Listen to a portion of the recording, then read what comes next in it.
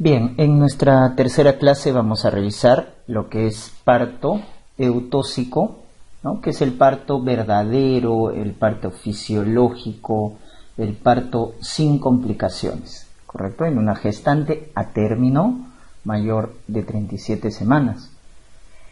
Cuando evaluamos a una gestante en trabajo de parto, recuerden los tres componentes que se deben evaluar, ¿no? En todo trabajo de parto lo que se evalúa es el contenido, que es el feto, el continente, que es la pelvis, que es el canal del parto, y lo que viene a ser el motor, que es la dinámica uterina, ¿no?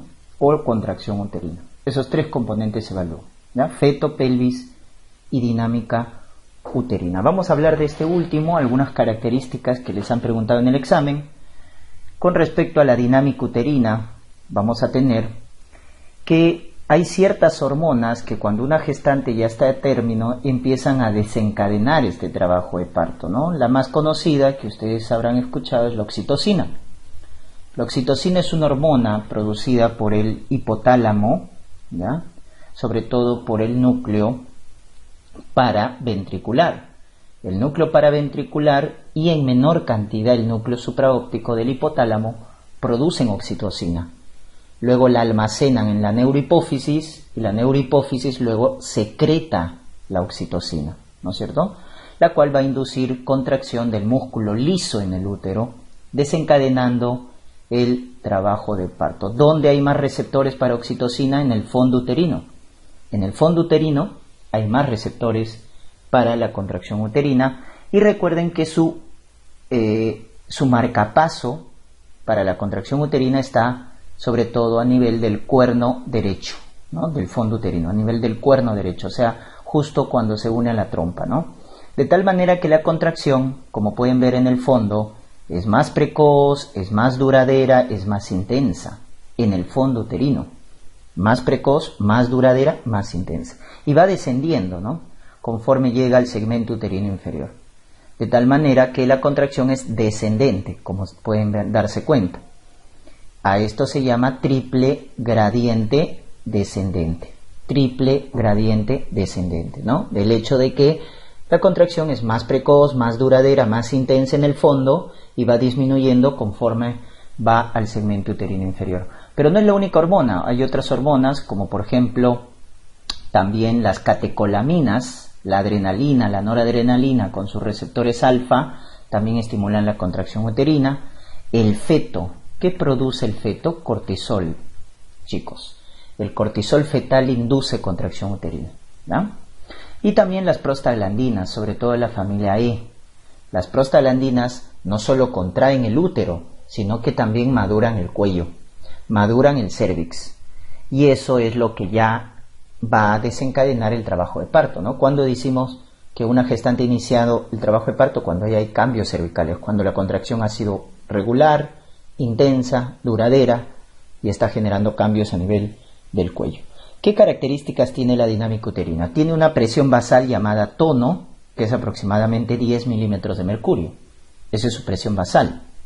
Su presión máxima se llama intensidad, que puede llegar a 50 milímetros de mercurio. Y tiene una frecuencia, ¿no? Que se cuenta cada 10 minutos. En 10 minutos, ¿cuántas contracciones hay? Entonces, podemos ver en este cuadrito las características de la dinámica uterina. La intensidad de 30 a 50 milímetros de mercurio, el tono de 8 a 12, promedio 10, la frecuencia normal 3 contracciones cada 10 minutos y su duración de 40 a 60 segundos. ¿A partir de qué presión la contracción es percibida por la palpación? Miren, a partir de los 20 milímetros de mercurio. A partir de los 20 milímetros se palpa. Y a partir de los 25 milímetros duele. ¿Correcto? Duele. A partir de los 20 se palpa. A partir de los 25 genera dolor. ¿Estamos? Genera dolor. Cuando yo multiplico frecuencia por intensidad, obtengo la actividad uterina, que se mide en unidades de Montevideo. ¿Y cuánto es la mínima actividad para iniciar trabajo de parto? ¿Cuánto es la frecuencia? 3, Siempre se cuenta cada 10 minutos. ¿Cuánto es la mínima intensidad? 30. Entonces, ¿cuánto es la mínima actividad uterina para iniciar trabajo de parto? 90 unidades de Montevideo. Es lo mínimo para iniciar el trabajo de parto. ¿Ya, doctores? Muy bien. Según Friedman, hay 3 periodos en el trabajo de parto, 3 etapas. La primera es cambio cervical, llamado dilatación. La segunda es la salida del feto expulsivo y la tercera es la salida de la placenta, llamada alumbramiento. Son 3 periodos: dilatación, expulsivo y alumbramiento. La fase de dilatación se divide en 2 etapas a su vez. Cuando la dilatación es menos de 4 centímetros es fase latente, más de 4 centímetros es fase activa, ¿no? La fase latente es irregular, es muy variable. En cambio, la fase activa ya es regular, es más constante. Y acá se da la mayor velocidad de dilatación. En la fase activa se da la mayor velocidad de dilatación. La fase latente, al ser muy variable, puede durar hasta 20 horas o hasta 14 horas, dependiendo. En una nulípara, hasta 20 horas. En una multípara, hasta 14 horas. Si sobrepasa esos valores, ya se llama fase latente prolongada, lo cual es ya algo que debemos averiguar de qué es lo que está pasando, porque ya es patológico, ¿no? Entonces, estos son los tiempos esperados. La velocidad de dilatación en la nulípara, 1.2 centímetros por hora. La multípara es más rápido, 1.5 centímetros por hora. La velocidad de dilatación. Según la OMS, si ustedes ven en el partograma, la velocidad de dilatación es 1 centímetro por hora, ¿no? En el partograma, 1 centímetro por hora. ¿Estamos? Muy bien. La salida del feto, el expulsivo, ¿cuánto dura en una nulípara? 1 hora y media. En la multípara, 1 hora, ¿no? La salida del feto. Miren la diferencia. Y la salida de la placenta, que es el alumbramiento, en la nulípara, 45 minutos. Y en la multípara, media hora. ¿Ya? Estos tiempos hay que recordarlos porque nos pueden preguntar en el examen. Entonces, en el primer periodo hablamos de la dilatación, que son los cambios a nivel del cuello. Cuando te pregunten cuándo se inicia el trabajo de parto, es cuando la dinámica uterina es regular, intensa y, sobre todo, lo más importante, cuando decimos que la contracción es efectiva, cuando genera cambios a nivel del cuello.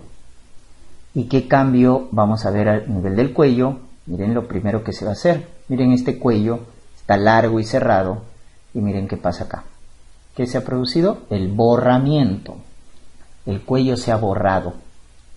Porque la maduración del cuello está a cargo de las prostaglandinas, sobre todo la familia E, que activan enzimas llamadas colagenasas, que son proteasas, y van a degradar al colágeno. Por eso el cuello se borra, porque se degrada el colágeno. Y al borrarse luego se torna blando, ¿no? Borramiento, blando, dilatación.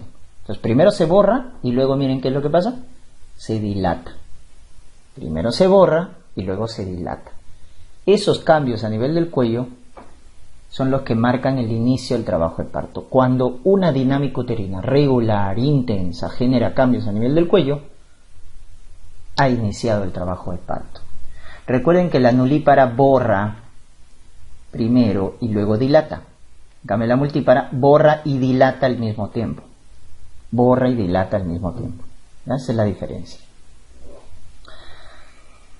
Conforme se dan estos cambios a nivel del cuello, doctores, el feto va descendiendo por el canal del parto. Para eso tenemos los movimientos cardinales del trabajo de parto. ¿Cuáles son esos movimientos? Son 7 movimientos que hay que recordar, que van a hacer que el feto vaya descendiendo por la pelvis. El primer movimiento es el encajamiento, o sea, lo primero que tiene que hacer el feto es encajarse. ¿Y qué significaba encajarse? Lo hemos visto, ¿no es cierto?, en la anterior clase. Es cuando el diámetro biparietal llega a las espinas ciáticas. Estación 0 de Lee, tercer plano de Hodge. Eso es encajado. Entonces, cuando la cabecita llega a las espinas ciáticas, decimos que la cabeza está encajada. Primer movimiento. Segundo movimiento, muy importante, la flexión. Miren cómo la cabeza del feto, acá el mentón, está separado de tórax, pero lo que va a hacer ahora es pegar el mentón al tórax. Entonces el bebito oculta su cabecita porque flexiona. Al flexionar, ¿qué es lo que va a pasar?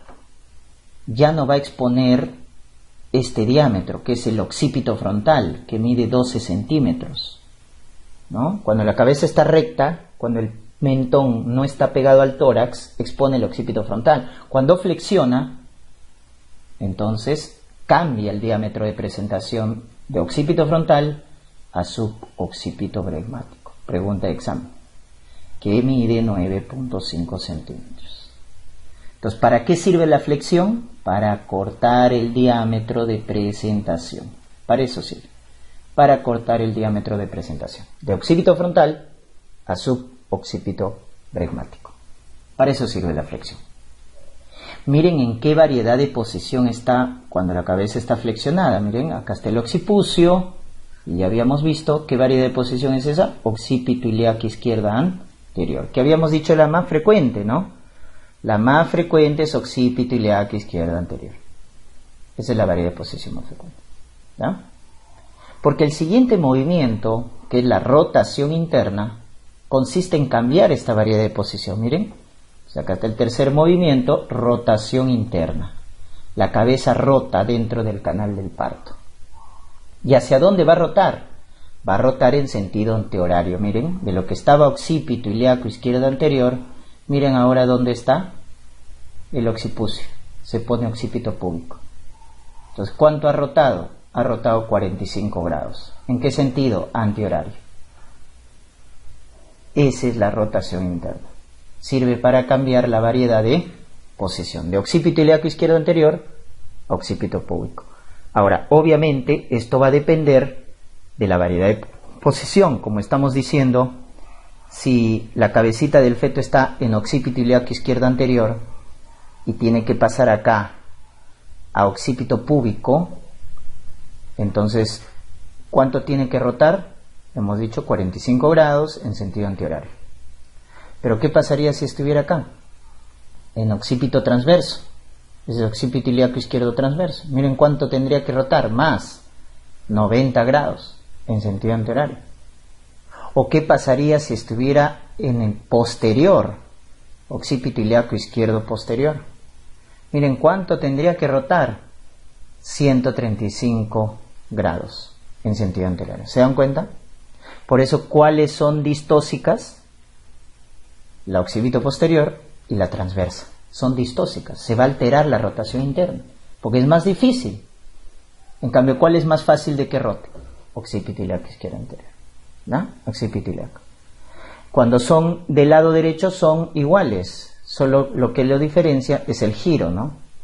Ya no va a ser en sentido antihorario, sino en sentido horario, ¿no? 45 grados en sentido horario si está occipito ilíaca derecha anterior, 90 grados en sentido horario si está occipito ilíaca derecha transversa, y en sentido horario 135 grados si está en occipito ilíaca derecha posterior.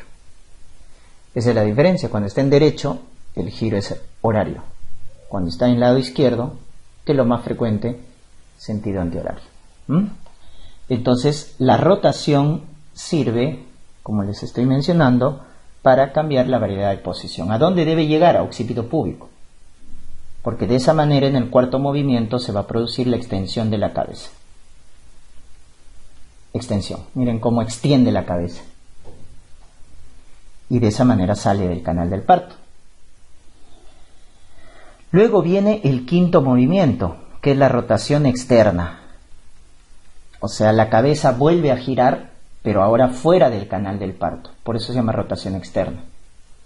¿Y para qué sirve la rotación externa? Miren, para acomodar el diámetro biacromial. Ese diámetro del hombro, llamado biacromial, que mide 12 centímetros, se acomoda en la rotación externa, en un plano anteroposterior, para que los hombros puedan salir. Si no hace la rotación externa, el hombro no puede salir. Por eso el feto macrosómico que va a tener dificultad para la salida de los hombros, si te preguntan, ¿qué movimiento tiene dificultad el feto macrosómico? La rotación externa. Es tan grande el bebito que su cabecita no puede rotar externamente. Por eso es que se genera la distocia de hombros. No salen los hombros. Entonces la rotación externa sirve para acomodar el diámetro biacromial en una posición antero-posterior, de tal manera que vamos a tener, ¿no es cierto?, finalmente la salida de lo que viene a ser los hombros, ¿ya? Y ese es el último movimiento, ¿no? El último movimiento es la salida de los hombros, llamadas expulsivo, ¿ya? Entonces en el expulsivo primero sale el hombro anterior y luego sale el hombro posterior, ¿ya? Primero sale el hombro anterior y luego sale el hombro posterior. Muy bien. Acá hay una corrección. Ya estamos, acá dijimos, ¿no? Vamos a repetir. Bueno, los movimientos son los que hemos descrito, pero vamos a corregir acá algo, miren, ¿ah? Ya está. El primer movimiento es el encajamiento, ¿verdad? Ya está. Acá faltó precisar esto. El segundo movimiento es el descenso de la cabeza. ¿Ya? Entonces el tercer movimiento vendría a ser la flexión. El cuarto movimiento, la rotación interna. El quinto, la extensión. El sexto, la rotación externa. Y el último movimiento es el expulsivo, que es la salida de los hombros. ¿Estamos? Primero sale el hombro anterior y luego el hombro posterior. Ya está. Entonces, ahí hay una corrección en lo que vienen a ser los movimientos. ¿Estamos? Muy bien. En el descenso, que nos faltó comentar, cuando la cabeza del feto desciende por el canal del parto, miren, lo hace de manera simétrica. Eso se llama sinclitismo. ¿Y cómo de manera simétrica? Ponemos dos parámetros acá. Atrás promontorio, adelante pubis. Y esta sutura, que es la que separa los huesos parietales, se llama sutura sagital. Y miren cómo es equidistante, ¿no? Equidista, pubis de promontorio, la sutura sagital. Eso se llama sinclitismo. Ya está. Pero muchas veces no se produce eso, sino que el descenso es asimétrico. Y ahí se llama sinclitismo. ¿Anterior o posterior? ¿De qué depende el nombre? Sinclitismo anterior o posterior. Si la sutura se va hacia atrás, como están viendo acá, doctores, se va hacia el promontorio, hacia el sacro, entonces, ¿qué hueso parietal se expone a la palpación? El parietal anterior. Se expone, ¿no? El parietal. Por eso se llama sinclitismo anterior. Entonces, ¿por qué se llama sinclitismo anterior? Porque palpo el hueso parietal anterior. ¿Y eso cuándo pasa? Cuando la sutura se va hacia atrás. Es decir, en el asinclitismo anterior, la sutura sagital se acerca al promontorio y se aleja de pubis. Eso es lo que pasa en el asinclitismo anterior. La sutura sagital se acerca al promontorio y se aleja de pubis. También se llama sinclitismo de Naegele. Asinclitismo de Naegele. Si tú te acuerdas eso, que te han preguntado qué pasa en el asinclitismo anterior, se acerca a promontorio y se aleja de pubis, el posterior es por defecto. Miren, ¿qué pasa en el posterior? La sutura se va hacia adelante, por eso que se expone a la palpación el hueso parietal posterior. De tal manera que la sutura sagital se acerca a pubis y se aleja del promontorio. Se acerca a pubis y se aleja del promontorio. Eso se llama sinclitismo posterior, también llamado de Litzmann. Sinclitismo de Litzmann. Ya está. Ese concepto debes recordarte. Te lo han preguntado en el examen. Ojo, por eso está resaltado de amarillo. Debe estar claro el concepto, ¿ya? Entonces, sinclitismo, mis parámetros son pubis, promontorio, sutura sagital, equidistantes. Y en los asinclitismos la sutura se va para un lado, ¿no? Ya está. Luego, ¿qué vemos por acá? El expulsivo, que es la salida del feto. ¿Ya? Ya hemos dicho que en la nulípara es hora y media y en la multípara 1 hora. Hay una maniobra en la salida del feto, se llama maniobra de Ritgen, que es esta de acá, que estás viendo que en la cual se protege el periné y se controla la salida de la cabeza del feto. Entonces, cuando te digan cómo se llama en el expulsivo la maniobra en la cual controlamos la salida de la cabeza fetal, se llama maniobra de Ritchie. En algunas gestantes, el canal blando del parto se torna muy tenso. Entonces, hay que aumentar el canal blando. ¿Y con qué aumentamos? Con la episiotomía. Aumentamos el canal blando del parto, con la episiotomía. La delección es la mediolateral, porque es más eficaz y podemos ampliar. ¿Más eficaz en qué? En prevenir los desgarros perineales, que es la finalidad de la episiotomía. ¿Para qué se hace la episiotomía? Para aumentar el canal blando del parto y de esa manera evitar los desgarros perineales, los desgarros graves. La delección es la mediolateral, que se hace en una angulación de 45 grados, 4 centímetros a 6 centímetros, por eso la ventaja es que podemos ampliarla. Y se secciona el músculo constrictor de la vulva, el bulbo cavernoso o transverso superficial del periné. Recuerden esos nombres porque son los músculos que se seccionan: constrictor de la vulva, bulbo cavernoso, transverso superficial del periné. Entonces la episiotomía que más evita los desgarros es la mediolateral y podemos ampliarla, pero es la que más sangra, es la que más duele, es la que cicatriza mal. Esas son sus desventajas, pero es de elección porque es la más eficaz en evitar los desgarros. ¿Quién tiene menos eficacia? La episiotomía mediana, ¿no? Que no la puedes ampliar porque si no te vas al ano y a la mucosa rectal. Pero miren su ventaja: sangra menos, duele menos, queda como nueva, ¿no? Estéticamente. Su cicatrización es más fácil. Pero no es de elección. ¿Por qué? Porque es la que menos evita los desgarros. ¿Ya? Ese concepto debe estar entonces bien claro. La episiotomía se hace cuando ya la gestante está en dilatación 10 porque estamos en expulsivo, y la delección es la medio lateral. El tercer periodo es el alumbramiento, ¿no es cierto? El alumbramiento viene a ser el tercer periodo del trabajo del parto, que es la salida de la placenta, la expulsión de la placenta. Ahí, ¿qué maniobra se hace? Brandt-Andrews para el alumbramiento. Miren, es esta maniobra: presión suprapúbica y tracción del cordón. Presión suprapúbica y tracción del cordón. ¿Para qué se hace esta maniobra? Para evitar la inversión uterina. Si nosotros solo traccionáramos el cordón, podríamos hacer que la placenta se desprenda, pero junto a ella también el útero, y se produzca una inversión uterina.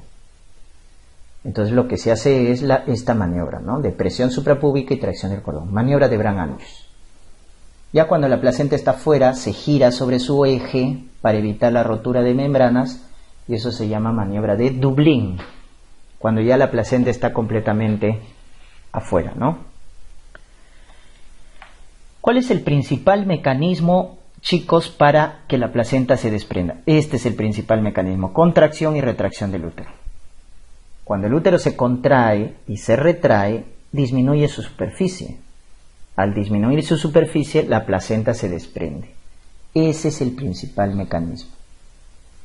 Y dicho sea de paso, la contracción del útero es el principal mecanismo de hemostasia, porque aplasta los vasos del miometrio. Entonces, la contracción y retracción del útero no solo sirve para desprender la placenta, sino también sirve como principal mecanismo de hemostasia. ¿Quién ayuda, quién complementa el hematoma retroplacentario? El hematoma retroplacentario ayuda, complementa. Este hematoma solo se presenta en algunos tipos de desprendimiento. ¿Cuál es el tipo de desprendimiento más frecuente? El tipo Schulz, que como puedes ver acá es para placentas centrales, forma hematoma, ahí está, ves el hematoma retroplacentario, y cuando se desprende sale por la cara fetal. Ustedes dicen, forma hematoma, placenta central, sale por la cara fetal, tipo Schultz. Porque lo contrario es Duncan, que es más raro. Miren, Duncan es para las placentas laterales o periféricas. No forma hematoma. Miren, no forma hematoma. Y sale por la cara materna. Sale por la cara materna. En Schultz el sangrado es tardío, porque ha formado hematoma. En Duncan el sangrado es precoz y más intenso, porque no forma hematoma. Esas son las diferencias. Pero el más frecuente es tipo Schultz. Acá les he colocado unos gráficos de signos clínicos de desprendimiento, ¿no? Por ejemplo, este signo clínico en la cual tracciono el cordón y hago presión a nivel abdominal para ver si la placenta se ha desprendido, se llama maniobra de Favre o maniobra del pescador. Maniobra de Favre o maniobra del pescador. Signo, ¿no? Signo de Favre o signo del pescador. Tracción del cordón y palpación abdominal. En cambio, si tracciono el abdomen, ¿no? Eso se llama, si hago solo tracción del abdomen, signo de Strassmann. Strassmann se llama, ¿no? Signo de Strassmann. Signos de desprendimiento, ¿no? Muy bien. Y lo que recomienda la Organización Mundial de la Salud, ¿qué es lo que recomienda la Organización Mundial de la Salud? El manejo activo del alumbramiento. ¿Cuál es ese manejo activo del alumbramiento? Es que se coloque cuando ya el feto ha salido, o sea, el feto en el expulsivo ya salió, ni bien salen los hombros del feto, se le coloca a la gestante oxitocina 10 unidades, o sea, una ampolla, de tal manera que el tiempo del alumbramiento se acorta. ¿Cuánto? A 10 minutos. De lo que duraba media hora en multípara, 45 minutos en nulípara, el alumbramiento, con el alumbramiento activo dirigido se acorta a 10 minutos. Con lo cual el tiempo de hemorragia baja. Porque donde hay más riesgo de hemorragia es acá, en el periodo del alumbramiento, chicos. Por eso la Organización Mundial de la Salud recomienda el alumbramiento activo o dirigido, al cual se le coloca la oxitocina 10 unidades, ¿no? Una ampolla por vía intramuscular o en infusión continua y traccionamos el cordón.